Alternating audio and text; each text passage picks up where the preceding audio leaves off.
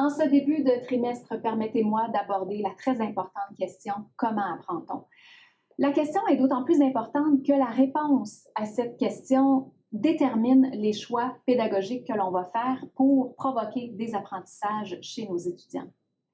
On ne va pas aborder cette question-là en profondeur, mais on va aborder un aspect. En milieu universitaire, on va souvent parler d'apprentissage en termes de conceptualisation, c'est-à-dire qu'on va souvent construire des cours d'abord par une liste de concepts bien établis qu'on souhaite que nos étudiants s'approprient.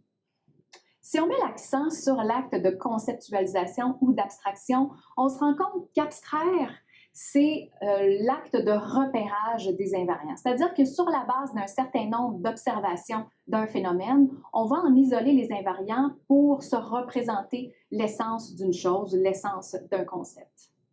Toutefois, abstraire, c'est aussi faire abstraction, c'est-à-dire c'est laisser de côté un certain nombre de détails qui sont uniques à chacune des situations. Ça signifie que l'abstraction est toujours plus générale, plus simple que la réalité qu'elle encapsule. C'est important de garder ça à vue parce que dans une science appliquée comme la science du génie, on souhaite toujours garder à vue la réalité concrète dans laquelle le concept sert à prendre des décisions, à analyser la situation que l'on observe pour mieux réfléchir. C'est dans cette optique que je vous présente le cycle de Kolb, parce que le cycle de Kolb va conserver l'abstraction et l'expérience concrète en une même séance de classe. On rencontre souvent le cycle de Kolb quand on parle d'apprentissage expérientiel. L'apprentissage expérientiel qu'on pense souvent réservé aux projets intégrateurs, aux laboratoires, aux sociétés techniques, mais il est intéressant quand même de considérer qu'il est possible d'intégrer l'apprentissage expérientiel dans une séance de cours classique. Alors maintenant, comment ça peut s'incarner dans une séance typique de cours magistral à Polytechnique? Voici donc la séance type. On débute le cours par une introduction, ensuite on y va avec l'exposé magistral. Ensuite, on peut proposer, dans certains cas, aux étudiants de petites activités ou de petits moments où les étudiants vont se pencher sur une question ou un problème qu'on va leur soumettre en petite équipe. Et puis ensuite, on va procéder en fin de séance à la synthèse et à la conclusion. Je l'ai mis ici en vert pâle parce que c'est souvent une phase qu'on va escamoter faute de temps, mais c'est une excellente occasion de prendre le temps de clarifier avec les étudiants le message qui est à retenir et les aider à partir avec l'appareillage conceptuel qu'on souhaitait les voir s'approprier. Si on voulait intégrer le cycle de Kolb sans tout chambouler notre enseignement, voici la façon dont on pourrait procéder. C'est-à-dire qu'on pourrait tout simplement inverser l'activité et l'exposé en débutant tout de suite la séance de classe en proposant aux étudiants une petite activité, que ce soit un problème, une simulation que vous effectuez devant eux, le retour sur un laboratoire effectué lors d'une séance précédente, une vidéo qu'on leur présente, etc. Ensuite de ça, donc, on pourrait prendre une dizaine de minutes pour la première phase et ensuite, on pourrait prendre une dizaine de minutes pour questionner les étudiants sur le phénomène. On leur demande d'observer qu'est-ce qui s'est passé, pourquoi, quelles sont les explications qu'ils peuvent proposer. On prend également une autre dizaine de minutes pour faire cette phase-là. Et puis ensuite, on passe à l'exposé, au cours duquel on conserve la mise en relation avec les hypothèses qui ont été émises, puis aussi avec l'activité, donc la situation réelle concrète qu'on a vécue avec les étudiants en début de séance. Puis ensuite, on va terminer en proposant aux étudiants de réfléchir à une future activité dans laquelle pourrait s'incarner l'appareillage conceptuel présenté dans notre exposé. Le fait de débuter par une activité est d'autant plus important que les étudiants ne sont pas toujours familiers avec le type de situation de génie dans lesquelles les concepts vont s'incarner.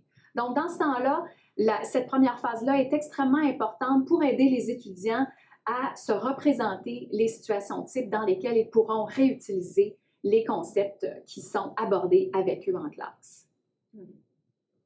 Je vous propose une deuxième façon de construire la séance où, dans ce cas-ci, on va séparer l'exposé magistral en deux parties et où on va aussi séparer l'activité en deux parties. Ça irait comme suit.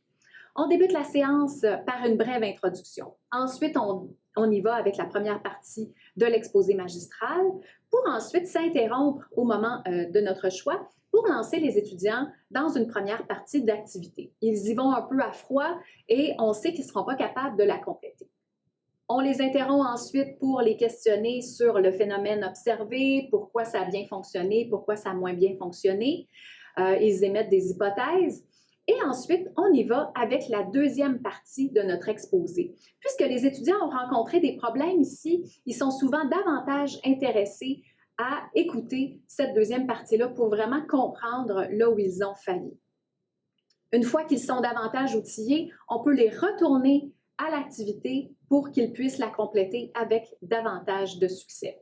Ensuite, on termine notre séance avec une synthèse, une conclusion, au cours de laquelle on va faire le tour de l'appareillage conceptuel qu'on souhaite qu'ils s'approprient, puis on les laisse partir avec le message important de la séance.